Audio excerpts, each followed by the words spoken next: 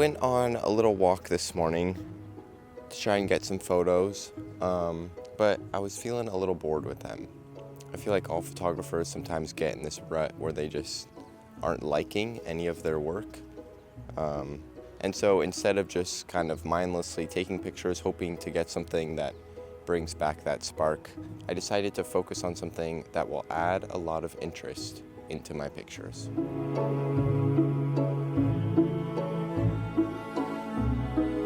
A lot of my photos have felt very flat lately. One subject with not a lot going on around it, and it lacks a certain depth. And even though a photo is a 2D object, when we're taking photos in a 3D world, we want to try and capture as much of that world as possible. And the best way I have found to do that is to add layers to your images. And so that's what I kept in mind today on my walk down to this beach. How can I focus on including background and foreground along with the middle ground into the image to add some interest into my photo? Let's take a look.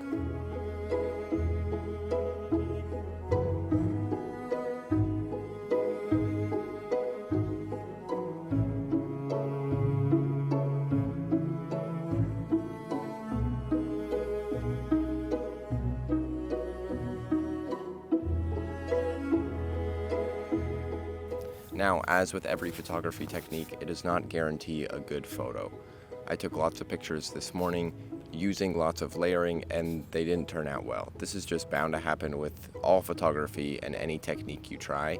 It'll take practice and a lot of mistakes to get to a point where you feel confident in that skill. My first tip would just be to try to include these factors into the photo, not thinking too much about what these layers are or how they actually impact the photo, but just practice including depth into your image, getting 3 different pieces into that photo.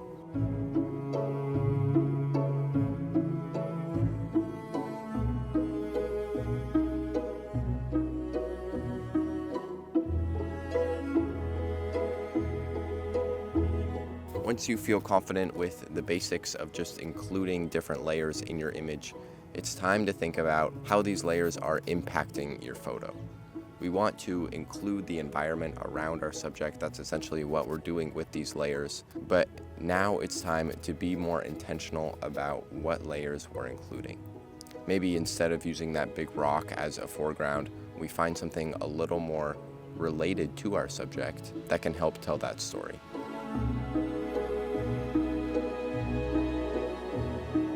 One thing you can do to help visualize this layers concept is go through past images you've taken. I'm sure that throughout your photography career, even if it's short, there's examples of layering in your photos. Whether that was intentional or a little bit lucky, you've shown that you can use layers in your photos. The next step is to be a bit more intentional about how we use these layers. There's so many different factors to the layers that we use. The color of the layer, the shape, the lighting, the focus, if it's soft or hard, if it's blurred, and all of these factors should eventually be something you are carefully considering as you take your photo.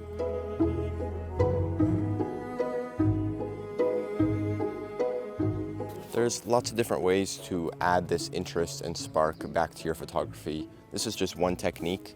And keep in mind that with any photography technique, it takes a lot of practice and mistakes to feel comfortable with it. Don't let failure at the beginning stop you from success later on. I'm gonna go grab some more pics as I head back to the car. Thanks so much for watching, and I'll see you next week for a new video.